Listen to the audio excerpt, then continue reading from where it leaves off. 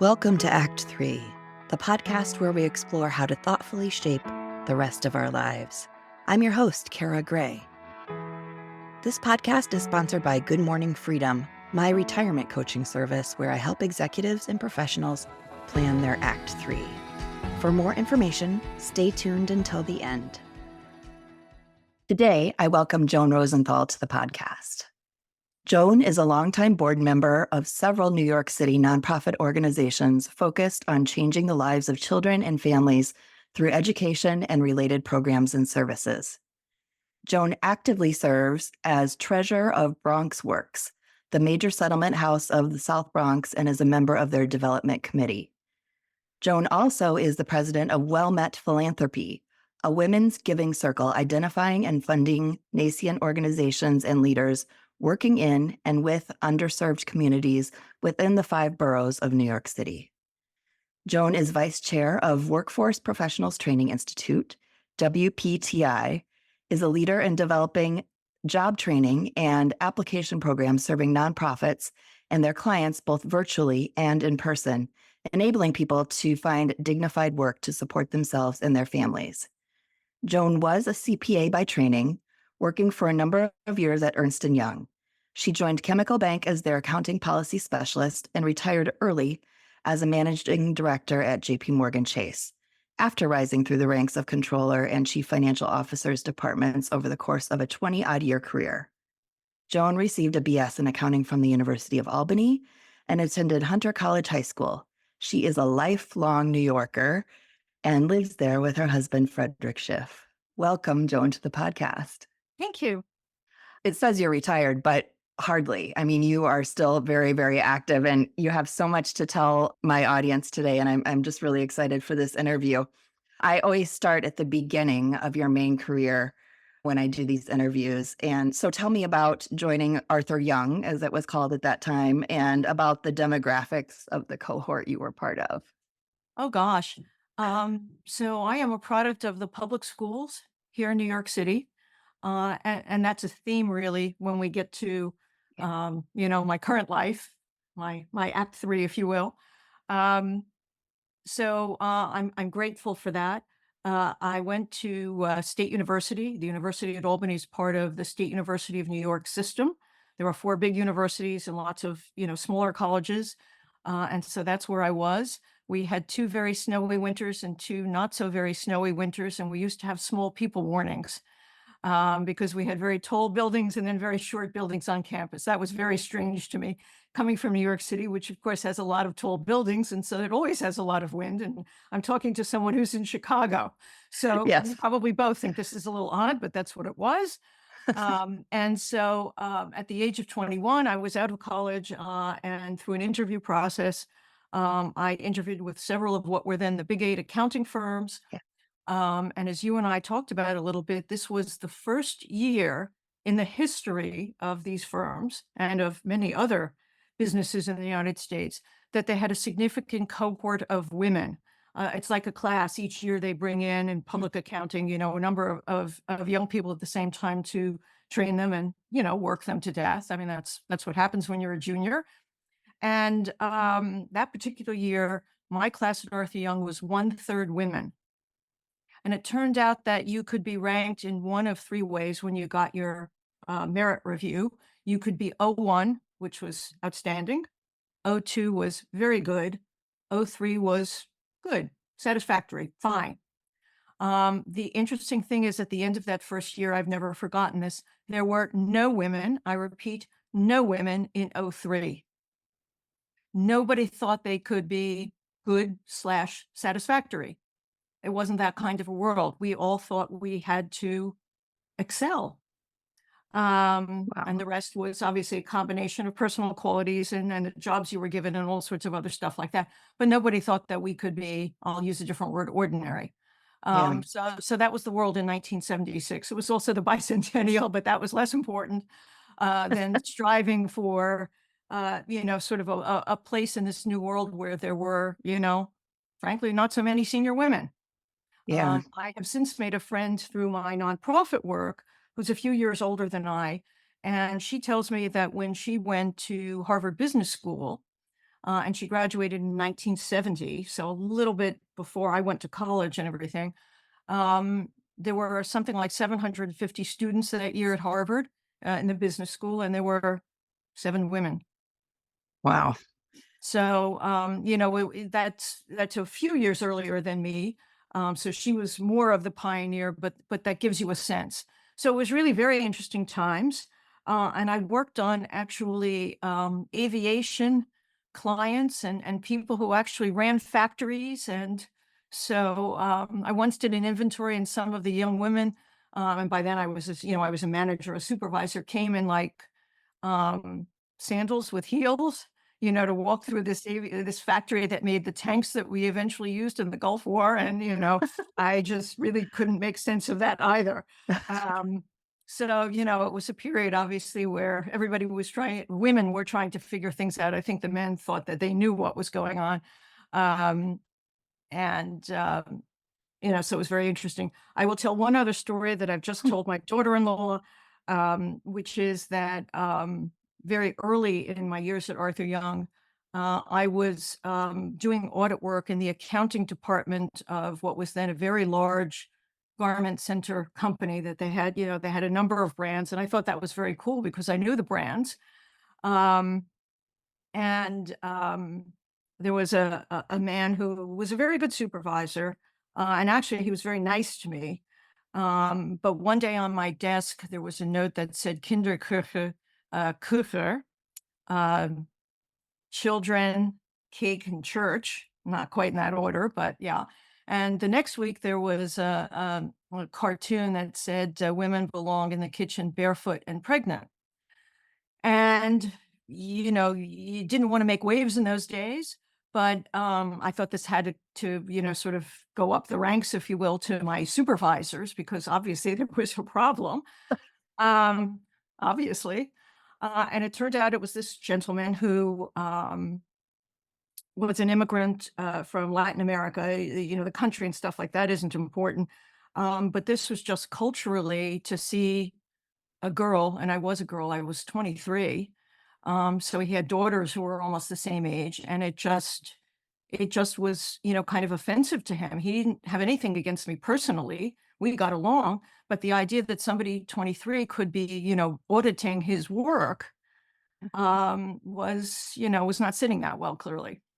And so the partner in charge of the account, who of course was a man, had to kind of go to the client and say, like, this is unacceptable. And I never talked to him about it. Of course, when you're a very junior person, you don't get to see the partners and the leaders very much. Right. So I really don't. I mean, he was a decent guy, but I don't really know what he thought. But I just can't imagine that he was very happy about having to do that. But it was the beginning of, all these sort of transitions that our society has gone through on a number of issues, women in the workplace being, one, but not the only one. Um, so, I don't think that could happen today. It doesn't mean that people might not Uh, think it, but I think that the overt nature of that is probably something that, doesn't happen nearly as much as it did in those days. So, it was all learning, it yeah. was sort of being out there in the world. And on the other side of the coin, um, it was also a big deal what you wore to work, which every day is what I call full regalia. I think everybody will Okay. understand that. Describe the full regalia. Pumps, stockings, skirt suits, sometimes a pantsuit, but mostly skirt suits. Mhm, mhm. Later on, when I had a little bit more money, some tasteful jewelry. I love brooches, scarves. I'm a scarf lady. I told you last time I was a bag lady, but nobody got to see that as much. It would be stuck in a desk drawer Yeah. along with my, later on my multiple pairs of pumps in 3D flavors. But yeah, I mean, my Full husband recently regalia. bought a suit, and I was telling the sales guys who were kind of hanging around that this is what this is like our old life. He's buying a suit, with a white shirt. This is, he wore that every day to work, and I wore, my equivalent. That's what people did. And it was important how you looked, how you presented yourself. All of these things were, you were kind of scrutinized for that. And I don't think that's totally gone away today, but I hope for younger women it's a lot better, frankly. Um, Yeah. And oftentimes you were the only woman in the room oh, absolutely. as well. I bet But on the I, client as I think I meetings. Yeah. mentioned to you when we chatted before, I have a friend who is, you know, a senior marketing executive, and she was telling me that I think probably this week she was going off to a board meeting and she was expecting to be the only woman in a room with 16 men. Yeah. So we're not done. No, we're not done. We're not It's done. still happening. But it does give, like your stories do give some perspective on how far we've come, certainly. So Yeah. I have hope, Joan. Uh, I have hope all the time, and I hope that you know, some of the programs that I push for, which are aimed at women, aimed in one of my organizations at the what I call the heads of household, the mostly single parents who are trying to raise kids in very, very difficult, systemically challenged circumstances, I would mhm. say, and you know, in some of the bad neighborhoods and underserved areas in New York, you know, mostly they're women, Yeah. you know. Um, no women's health. I mean, all of these kinds of things that have developed in my lifetime. Um, you know, there's a lot more work to do in those areas too, not just, you know, not just the job front. Yeah. But, you know, yes, we have made a difference though. In the meantime, gotta keep plugging. Yes. So, when you were around 50, you told me you were offered a package you couldn't refuse. It was huge. Tell, And yeah, that was tell me smart of about me. that. It was smart of me to take it. And then what happened was my husband pointed, and it was a very difficult time. It was you know, the years right after the war against Saddam Hussein. We've had 2 Gulf Wars, so I don't like to say the Gulf War because then you don't know which one. Yeah. But, you know, we pulled down the statue of Saddam Hussein and all of this kind of stuff. And then there was a contraction in the financial services industry, I think nationwide, but certainly in New York. I have read that anywhere, depending on who you read, anywhere from 40 to 70,000 jobs were, you know, Yeah. just poofed away, you know, to save money and that kind of thing. And these contractions happen in banking, just like reorganizations.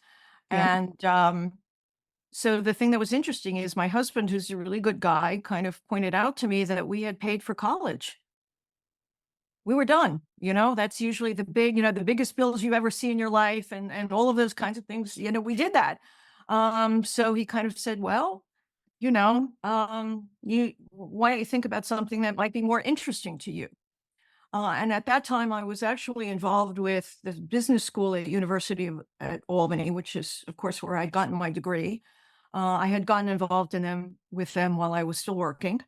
And originally, a good friend of mine and I were the 2 women on the board of the business school. So that theme again. Yeah. And then we turned out to be 2 of the top 5 donors to the university for several years in a row. Um, that theme again. But anyway, I was involved with my university, and also I went to one of the special high schools here in New York City, which was just absolutely a life changing and life shaping experience for me. And I loved the place. Um, so I had been involved with both of those organizations while I was working, and I really liked the work.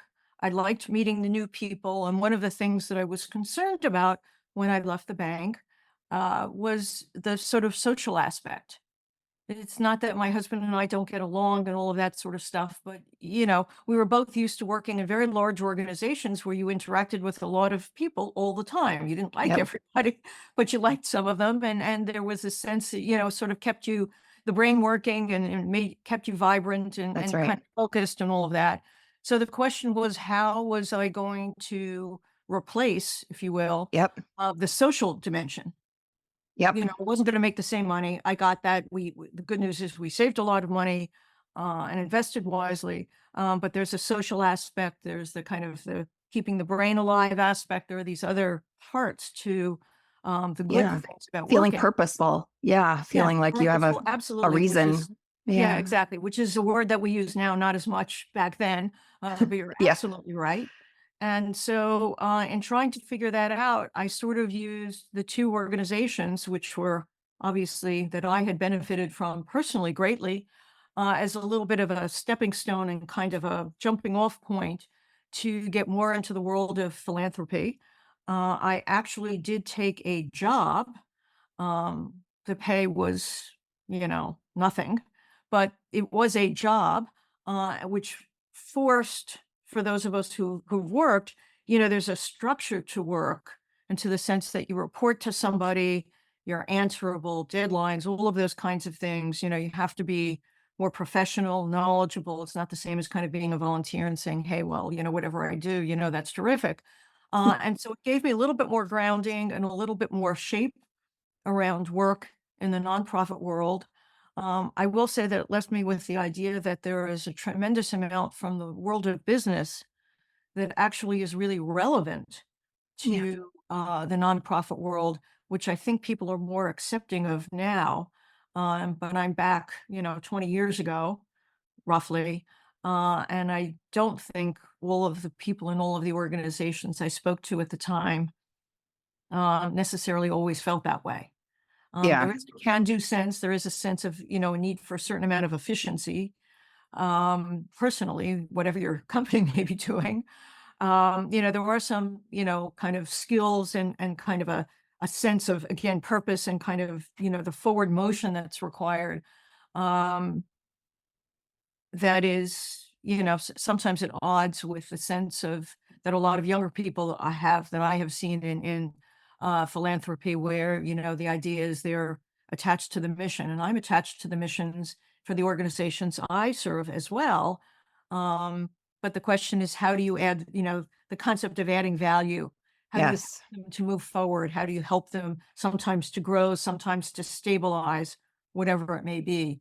That I think comes very much, from a business perspective. So I've tried to bring that to the nonprofit work that I've done. So with the exception of this little job that got me started and got me a little bit more professionalized, all of what I've done since actually has been volunteering of Yeah. one kind or another. And so it does mean that I get to pick and choose a little bit. And it means, which is quite different from work, and I actually really liked my jobs. But what is different is the sense of mission somehow is more front and center. Um, you're not going to be happy volunteering for a nonprofit if you don't think that the work that they do is really important. Yeah. It just doesn't, you can work for a company where you don't think that they're going to save the world. And occasionally Because you're when getting money. yeah.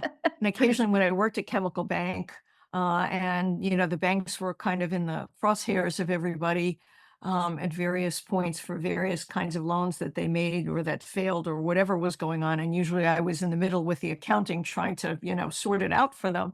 Yeah. But every once in a while I would explain to somebody who didn't know me what I, kind of did for a living, and they would shake their head and they would say, you're not saving the world. And, it sounds like what I read in the paper is that your bank is a mess, Joan. So, and the What bank are you has doing, survived, Joan? with all due respect, I think it's really thriving without me. So, I'm not worried about the bank here, but it was that kind of feedback. Um, the good news, I guess, about volunteering is you don't get that kind of feedback. Most people will think you are trying to save the world, and they'll be very respectful of it.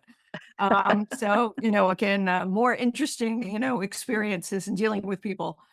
Um, but anyway, if I could, you've mentioned the 4 organizations that I'm involved with, and if I could just it will sound like a bit of a plug, but just to talk a little bit about some of the work that they do and why it's interesting to me, I think it may be helpful to Sure.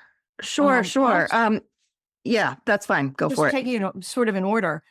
Bronx Works has so many programs that we all can't count them.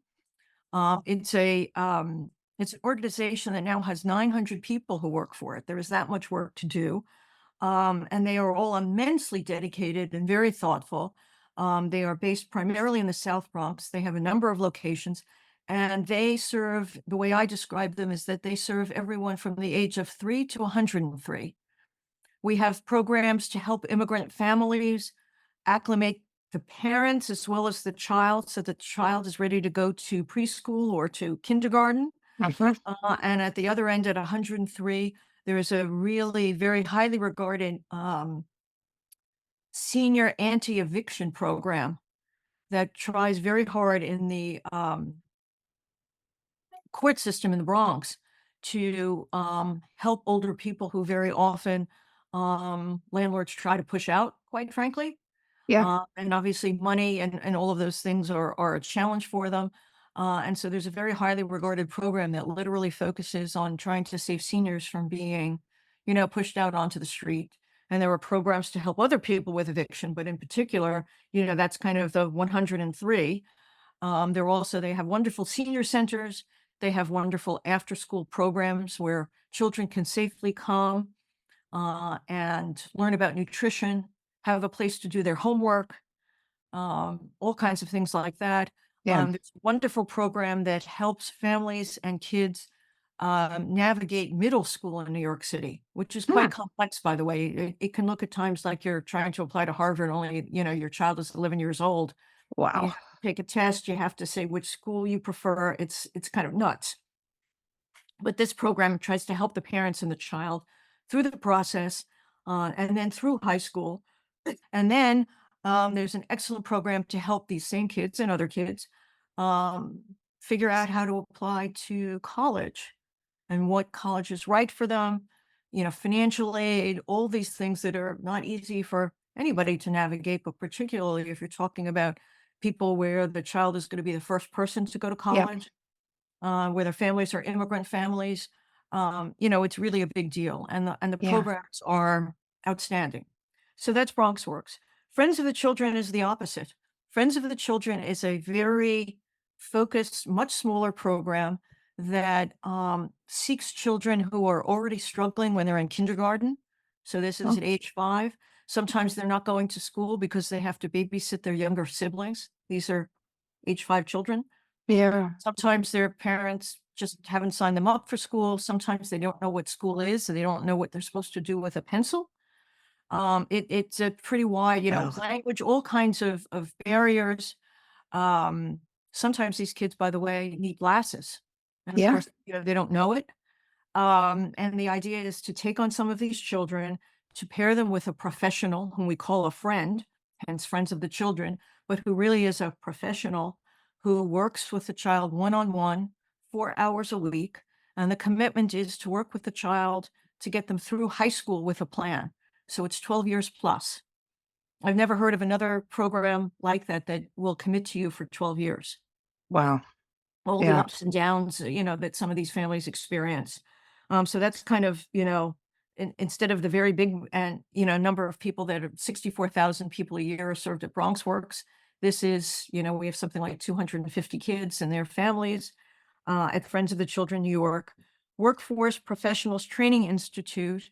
Um, the thing that's interesting about New York City, and I don't know about Chicago or other cities, is that there really is no central government agency or one central kind of guru, if you will, about job training, job Hmm. application, and how Yeah. to bring people without um, an educational background and without the network that most of us have had, how to bring them into the workforce, how to train them, how to match them with what employers actually really need. And of Yeah. course, these days, even to work at Amazon, which is considered, kind of entry level work, you need to know something about technology. You have to be able to use a smartphone, these kinds of things. And so that's the challenge that they try to address. So very much aimed at immigrants and the underserved in New York. And I've left for last because I think it goes back to the women theme. Well Met Philanthropy, which is a women's giving circle. And This I'm most interested in, by the way. I mean, yeah, all of what you're doing is incredible, and I think is going to be really inspiring for my listeners who are approaching retirement or maybe in retirement and want to do things that are just more juicy in their lives. But this is it. So listen up to this. this is fun. I mean, this is fun. And most of the women who are participating, and we have 36 members, um, think it's fun, and interesting and worthwhile. We have a couple of women who've written to me to say they really have no time this year, but they're giving their dues anyway because they trust all of us to, use them wisely. And So they think tell it's us, great work. yeah, so tell us how it works. It's a women's giving circle. Circle. So just to step back and to think about the United States for a minute, not just my Mhm. particular women's giving circle, it turns out, and this is fascinating to me, that giving circles are the fastest growing means for significant numbers of women to get involved in philanthropy in the United States. This is a trend for the last 25 or 30 years.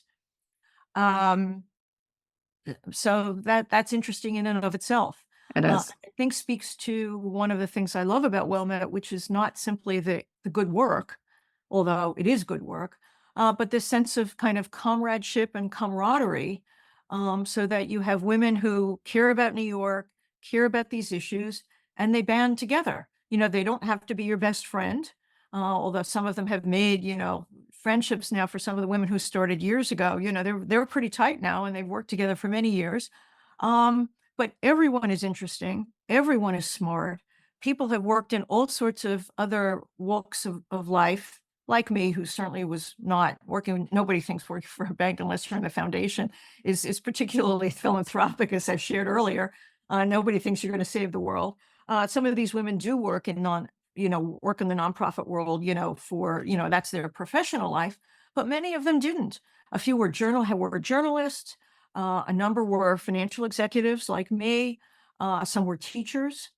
Some used teaching or psychology as a springboard to get involved in a variety of administrative and executive roles to help other nonprofits. Um, there's kind of a pretty broad range, and that Yeah. makes it very interesting. So tell us how it works. Do you meet monthly? We meet only 4 times a year. Oh, And okay. there are committees. So if you want to do more, I do more, obviously. Some others, women do too. There are committees to advance some of the actual grant making, and I do kind of this year actually I'm president, so I'm kind of making sure all the wheels are turning, which is very much a carryover from my professional life. And so I feel that's something I can bring to the table. But basically, the way it works is each of us kick in um, some money. Mhm. In the United States, generally, usually those are relatively small amounts of money. And so you have very large groups of women, 100 women, 200 women. The the way we think about it in New York and my particular organization is everybody does normally want to get their hands dirty. Mm. They want to actually do something. They want to see these organizations. They want to get out there. They want to get on the subway now that the pandemic is over. And so if you have 100 women, you can't all, do that. Right. Um, but if you have, as we do, 36 women, we'd like to be a little bit bigger. So if anybody is listening from New Mm. York and you're interested, Cara knows where to find me. We'd like to be a little bit bigger, but with 36 women, you can have groups who go on site visits. You can have groups who reach out to some of these organizations and ask them for some, kind of basic information. What would you do if we gave you a grant? How do you work? Who are volunteers? Who else is funding you? A lot of pretty basic kinds of questions. Yeah. And then we meet 4 times a year and we advance. First, we start out by asking for nominees, which each of us are supposed to, if we have somebody we Right. think is worthy, Mhm. we share it with the group. Then we do a little bit of homework, and then we say, well, we really like these groups. We want to pursue it. So we ask them for something in writing with some of these, to respond to some of these questions that we have each year. Then we decide out of those people who still sounds interesting, and we decide we want to do a site visit. So we band together in little groups. Somebody kind of organizes us. Again, another volunteer who's doing work on a committee, and we all go out, or we do it virtually. Depends Mhm. on your schedule. You get to pick, and then based on the site visits, we get together at the beginning of June, and we decide on grants. We decide on who and how much. We have some guidelines. The largest grant is 25,000, but it can't be more than a certain percentage of the budget. We don't want them to feel that it's, they Yeah. have to have other funding beside us. Otherwise, the model doesn't work. So we Yeah. have, rules of the road. And so each year for about 8 months, from the fall through to, say the first week in June, we work on, helping these organizations, and we stay in touch with organizations that were funded in the past. I just organized what we call an education session, where I reached out to 4 past grantees who work in the criminal justice space. in different parts of the city and in Mhm. slightly different ways. Each organization's a little bit different. And we had a panel, and we asked them to talk about, the work that they do. What are their biggest challenges other than money? Money's always going to be the first answer, right? So Right. to be a little more creative. And it was a terrific conversation, and people asked really good questions, and a lot of information emerged. So we may do something like that again in a different field, or maybe another one in criminal justice. The group gets to, kind of, bring ideas forward, and then we talk about it as a group at our meetings. Um, and so it's really, you learn a lot, and you know that you're doing something that, I mean, some of these grantees had grants before the recession, so it goes back almost 20 years. And they still remember that we gave them a shot when they were, you know, pretty Yeah. young. And that helped them, to get other grants, and it, Yeah. sort of a ladder from there. And it's really actually quite nice to see that some of the organizations that these women were smart enough to bet on, if you want to put it that way, back in the Yeah. day, have really materialized. So it's both fun. It certainly answers some of the social, uh, Yes. and everybody. We meet in people's homes. I did the last one and put out, a lot of cookies. The cookies actually go, I've noticed. A little bit of wine and a cheese plate, and so it's not nobody's going to whip something up in the kitchen, and people are sort of grateful for a little bit of that to go on. And it was very interesting because I happened to host it this time. It's the first time I've been the host. My husband was here, and he stayed in the back out of the way, but he could hear. Couldn't hear actually what people said, but he was really impressed at how into it everybody was. Wow. Every time we Really talked about an engaged. organization, I mean, he could hear all of a sudden that just by the tone of voice, really, he could Yeah. hear there were questions, comments, things like that. He was fascinated. He's seen some of the other organizations because they have big, fundraising events and things Yeah. like that. He's been very good about going. But he thought this was pretty interesting, and it is because people get into it. Yeah. Well, I find the whole concept, as you mentioned, it's social, you're finding new friendships, you're being intellectually stimulated, and you're doing good in the world, both with your time and your money. And before I publish this episode, I'm going to do some research on women's giving circles and try to add some more resources in terms of, like, where they are in major cities and where to find them. And people can certainly do that research on their own. But I just think that it checks so many boxes, as you It mentioned. does. Yeah. And that's very, It very has just cool. been, as I said, it has been fun. I keep repeating myself, Mhm. but also very worthwhile. Um, and we do have a major foundation in New York Community Trust, who's kind of our back office. Mm, Um, and that's how we get a tax deduction because we give our funds to them and they hold it for us and they disperse it for us. okay. We give direction. So we're actually a donor advised fund technically for those who get into, Yeah. how All the the details. tax Yeah. deduction piece of that works. Well, Um, but the thing is, they also, first of all, there are a lot of the organization is actually run by women now, so they are paying attention, and they like the model too because um, while our in New York the contribution is $5,100, so it's not insignificant yeah. uh, for people. At the same time, we have over $200,000 to disperse this year. The power of that is much greater than that of what one individual can do with Yeah. $5,100. Yeah. And you don't have some of the fiduciary responsibilities of being on a board, although I like that too, actually.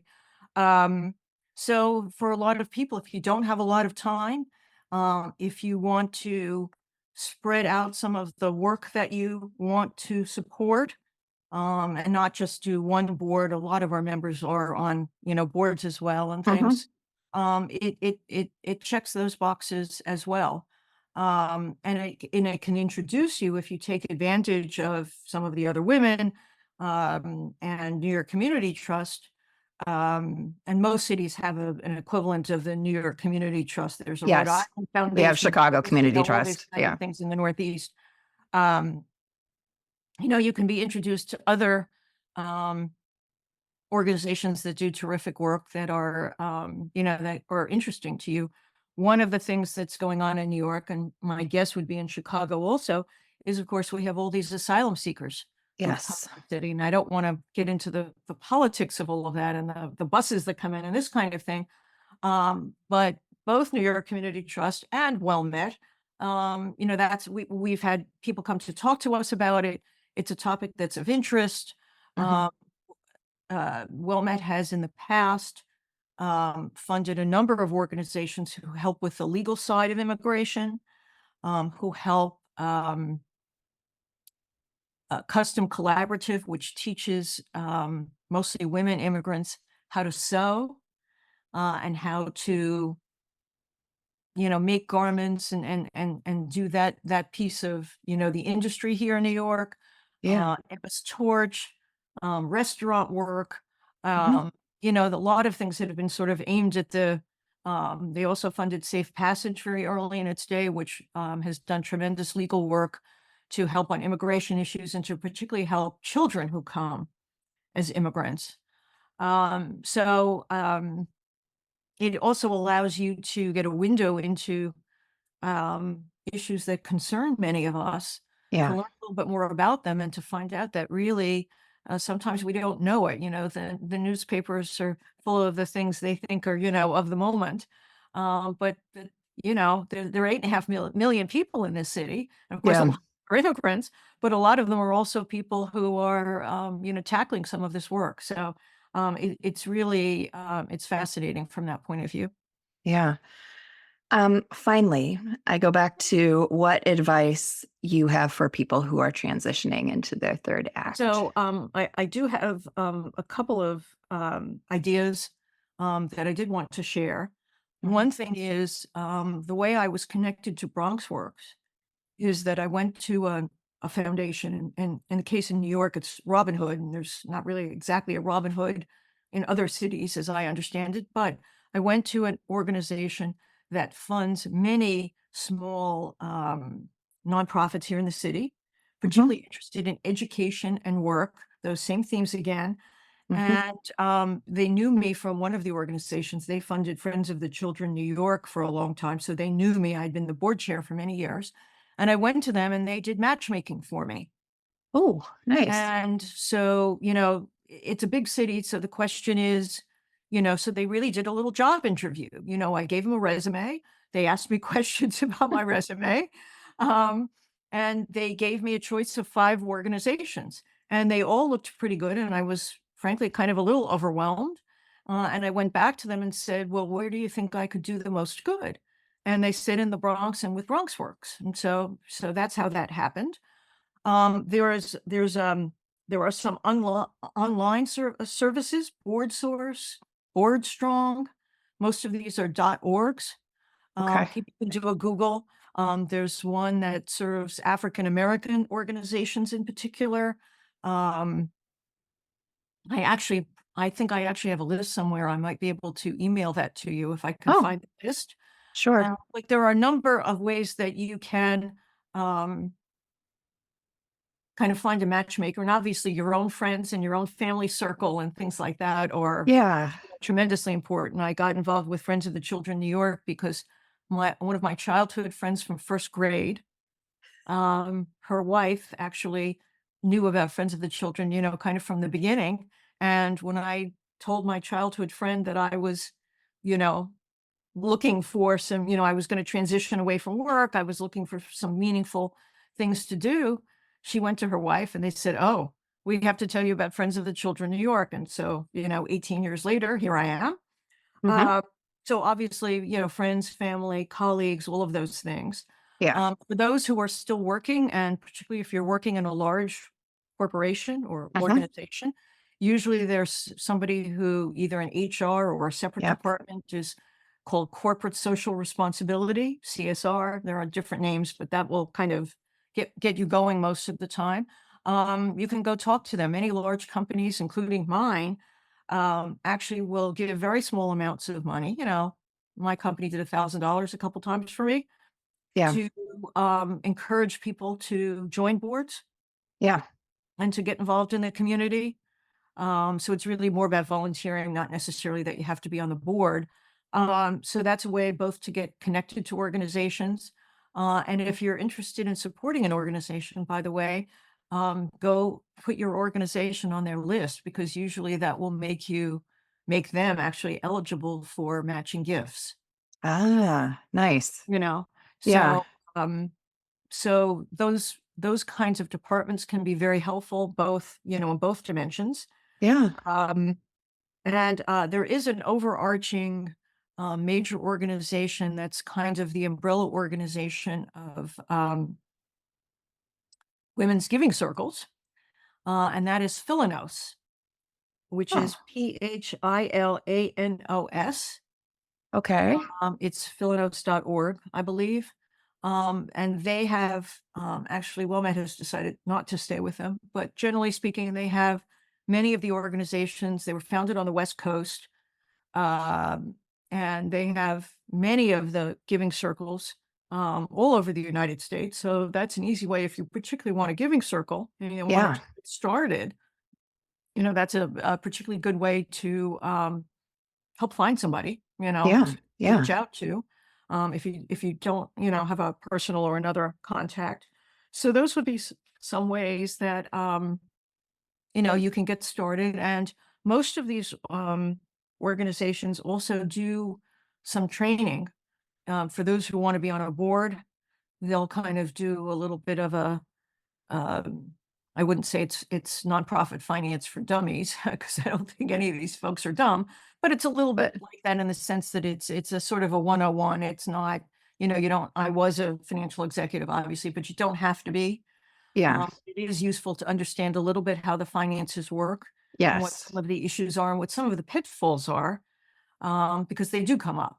Yeah. People always want to buy a building, and I would tell you financially not such a great idea and things like that.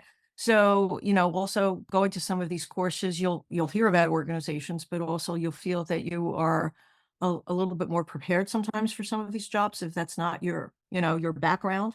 Yep. Um, I will say that most of the organizations I'm involved with have a lot of lawyers, so Mm. those folks are always prepared, Yes. always seem to know what's going on, but, not everybody's a lawyer or wants to be one. So, those would be a few suggestions that I have, um, to, to do some of the initial legwork to figure out what might suit you. But the most important thing is to figure out what you're interested in. That's I right. decided I'm interested in New York City. Mhm. There's a world where so many people need help. Yeah. I know a number of people who are dedicated to organizations that help people in Haiti and, and all kinds of things. So it isn't that, that's the only choice or the best choice. It's really what is the match for you. Um, in my case, as I said, New York City, education, social services. I will tell you honestly, I have a friend who's a big wheel in the art world. Mhm. She was a very senior lawyer and super smart, and has been collecting art really her whole adult life. So it's a really interesting story that way. But in New York, as you might imagine, there are a lot of very large and very rich arts organizations. Yes. And there isn't, and it's fine to be a member and things like that, but I don't have, the funds to be able to kind of, be in that wheelhouse. So the question is, Yeah. what was the right match, not only for my interests, but also, frankly, for my pocketbook? And it's important Yep. for people to think about that. This is, it's not a faint of wallet exercise usually. When people volunteer, sometimes people are delighted to have your sweat equity, but usually if they have your sweat equity, they will also ask you for funds. And That's right. obviously, each of us, anybody who does want to join a board should always ask what the give and get is, um, because that's Yeah. important. No, Yeah. if you You're have on a the lot hook of, for it. yeah, I mean, if you have a network who will help, support you and give, maybe then you can be more aspirational about joining an organization, excuse me, that's, larger and asks for more money. But those are things to think about so that you feel that you're doing something good instead of that you're straining your budget. Yeah. No, for sure. Has to be a good match. Well, Joan, you have been a fountain of amazing information for retired women and frankly, men as well. And I really appreciate your time. Thank you so much. One last thing I do want to Oh, just thank yeah. you, except for the Women's Giving Circle, which of course is by definition all women. Yes. My other organizations have a lot of guys, and Yeah. it's terrific. Yes. I mean, it's they have a lot to bring to the table too. So Of course. it's good to have the mix too. Yes. Having Okay. talked about women's giving circles for 15 minutes or something. That's okay. It's where my passion lies. Thank you, And so it's Joan. just been delightful to talk to you and to get to know you just a little bit through these conversations. Likewise. Thanks so much, Joan. Thank you, and take care. This podcast is sponsored by Good Morning Freedom, my retirement coaching firm. I help executives and professionals plan the non-financial part of their retirement, like how to discover new purpose and how you want to spend your time. I offer a one-on-one coaching retirement blueprint package where we work together to discover some new avenues of exploration for your Act 3.